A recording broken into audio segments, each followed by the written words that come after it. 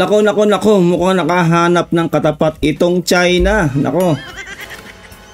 Ang video pong gagawa natin ngayon ng reaction video mula po kay Melvs Castle. Ang title po nito, Iyak China, Pinagbabaril. China Coast Guard hinarang at pinalayas ng PCG sa Zambales, China napikon. Huwag niyong kalilimutan na mag-subscribe sa channel ni Melvs Castle. Nasa description po ang link ng kanyang video. At huwag niyo rin kalilimutan na mag-subscribe dito po sa ating channel para ma-update kayo kapag po naglalabas po tayo ng ganitong reaction video. Simulan na po natin to. Let's do this. Grabe. Pinagbabaril ng Argentinian Navy ang isang Chinese maritime militia. Matigas sa mukha ng China. Noong una kasi nasa labas lang to ng exclusive economic zone ng Argentina. Pero may isang makulit at naglakas ng loob pumasok. Nagbigay na noon ng direktiba ang Argentinian President sa kanyang militar. Pagbabarilin nyo yan o palubugin nyo ang barko ng China pag hindi lumayas. Kudos po sa Argentina, no? Grabe. Palakpakan po natin. Ayan na po. Ayan na po ang sinasabi natin, no? Nakahanap na ng katapat. Na naman, itong China, yung kamakailan lang, no, yung last year halos, ay ganyan din ang ginawa sa kanila ng South Korea. Ngayon po, ito po, Argentina naman po ang gumawa ng ganyan sa kanila. Ang China po kasi ay sobrang invasive, no? Pumapasok sila sa teritoryo na may teritoryo ng walang pahintulot at talagang napakayabang talaga ng China. Kaya ayan, karapat dapat at karma yan ng China dahil sa panghihimasok nila ng teritoryo ng may teritoryo. Yun, pinagbabaril na sila, mga kababayan ko. Grabe. Nagbigay na noon ng direktiba ang Argentinian President sa kanyang militar. Pagbabarilin nyo yan o palubugin nyo ang barko ng China pag hindi lumayas. Nagmatigas tong kumag na to. Pinagbantaan muna at niradyohan pero ayaw pa rin lumayas. Diba, niradyohan na nga. Ganun yung protocol yun eh. Diba, niradyohan sila, pinapaalis sila. Pero nagpuminit pa rin na pumasok. Ayan ang nangyari sa kanila tuloy. Diretso natin to. Ayun, pinagbabaril na. Hindi tinigilan hanggat hindi lumalayas ng tuluyan. We prepare to open fire on you. You have responsibility for your ship and your crew. Fuego libre! Fuego libre! Ayun na!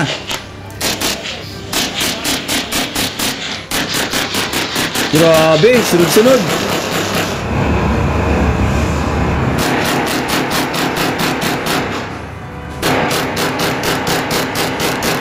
Sana ganyan. Yan ang abang sinasabi ko eh, di ba? Kala kasi nila kaya niya lahat. Kala nila kaya nila lahat ng bansa eh, na basta silang papasok. Ayan, Argentina, pinaulanan sila ng tumataginting na sunod-sunod na bala. Ayan ang nangyari, nako. Ay nako China, sana madala na kayo, huwag kayong basta pasok ng pasok. Baka mamaya, yung mga ibang bansa ay sumunod sa ganyang gawain. Kasi below the belt talaga ang ginagawa ng China at hindi talaga sila sumusunod sa mga EEZ o batas ng mga iba't ibang bansa. Basta sila pasok ng pasok sa bansa na may bansa o EEZ na may EEZ. Nako, hindi ko lang masabi, no? Baka mamaya pag tayo ay tuluyang lumakas, baka gawin na rin ng Pilipinas yan. Kaya ang Pilipinas po ay kailangan magpalakas natin para tuluyan natin maitaboy ang China sa pagpasok sa ating EEZ ng ganito. No? Kasi alam po natin at alam ko na lahat po tayo ay nanggigigil na dyan sa China dahil nilalabag nila ang UNCLOS at pasok sila ng pasok sa sariling EEZ natin. Kaya, nako, China, ito na, nakahanap ka talaga ng katapat dito sa Argentina.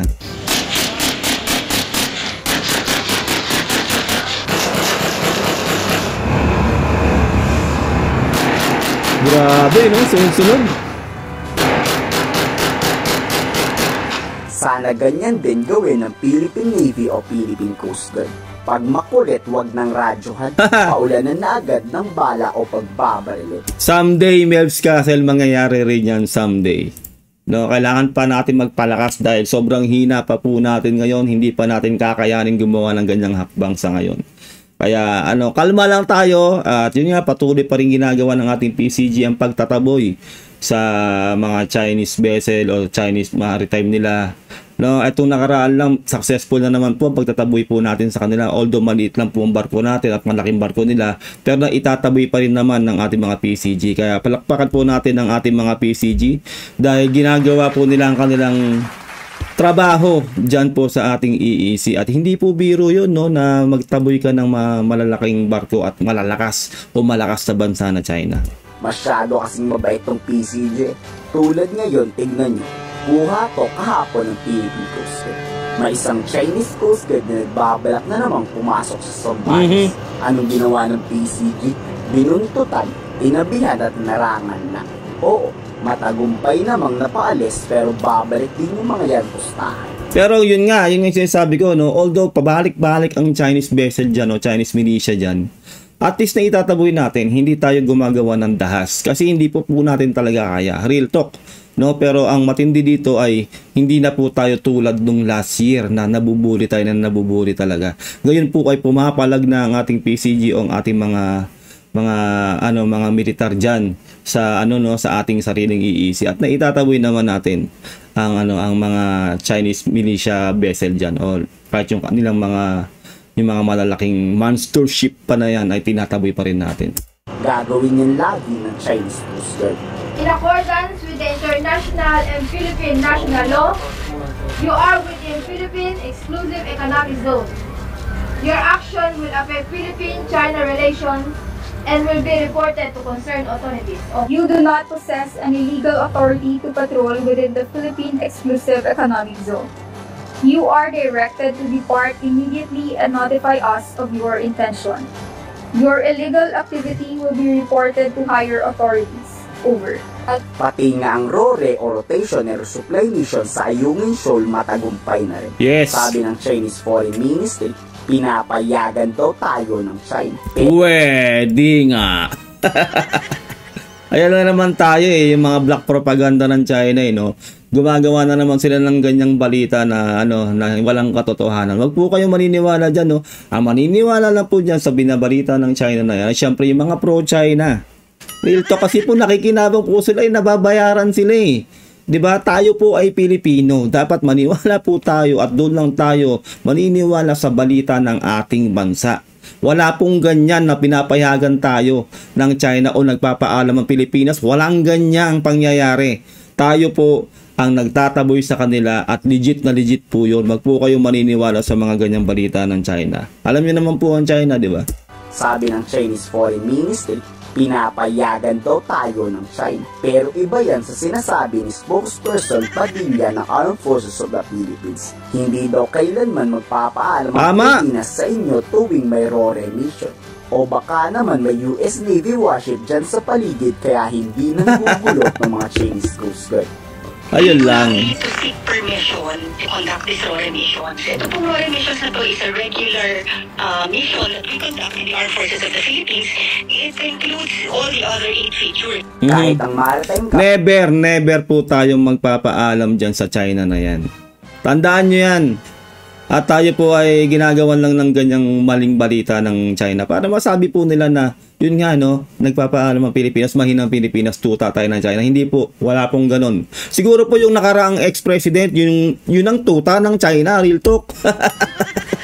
Ayun na nga po, nahuli na nga po ang tuta ng China ng ex-president sa NAIA. Kanina lang. Ayun na po, tapos na ang maliligayang araw. Abangan pa po natin kung anong mangyayari po talaga, kung mahihilot pa ba nila yan o kung talagang makakawala pa rin po yung ex-president na yan na talagang nagpahirap sa maraming Pilipino. Real talk po yan, marami pong namatay dahil po dun sa kanyang EJK.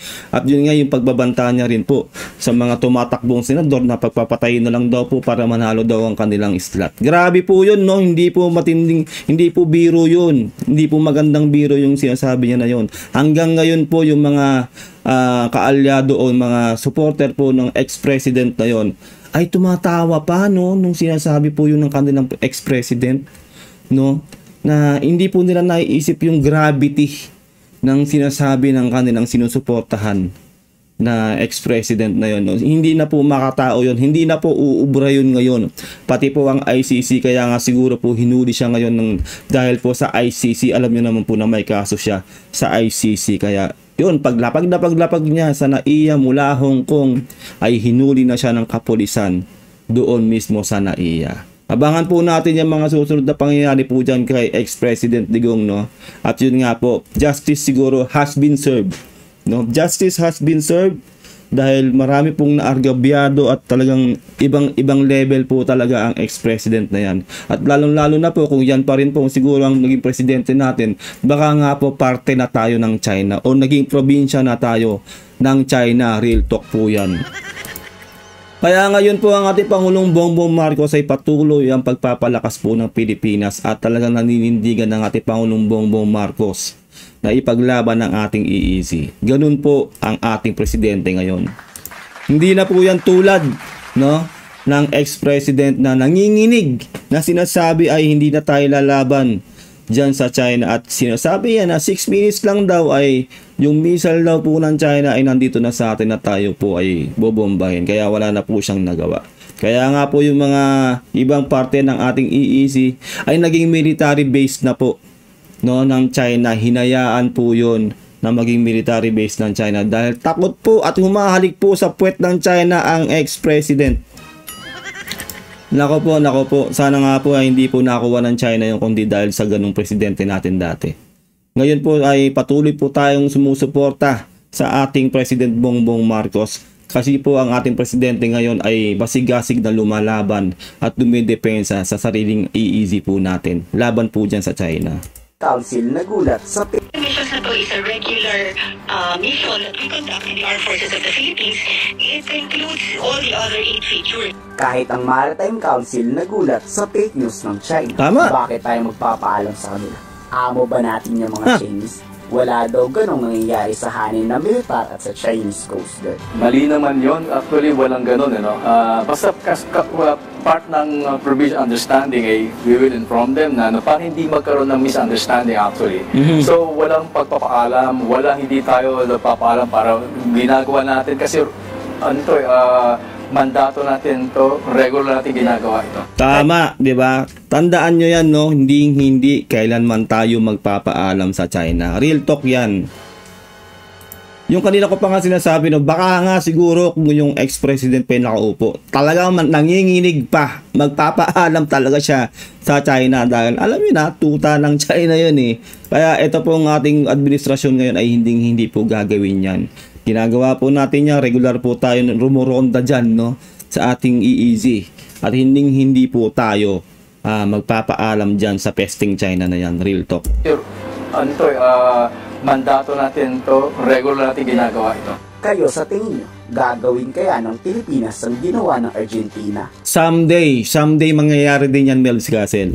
Na pinagbababaril ang Chinese Coast Guard na yun. Ano sa palagay nyo? I-komento sa baba ang salo. Ayun lang po, no, nagawan po natin ng reaction video, napakagandang video na to ni Melvs Castle. Mag-subscribe po kayo sa kanyang channel, nasa description po ang link. Huwag nyo rin kalilimutan na mag-subscribe po dito sa ating channel para ma-update kayo kapag naglalabas tayo ng gantong reaction video. Ano po sa loobin nyo? Sana napanood po natin video na to, comment down below.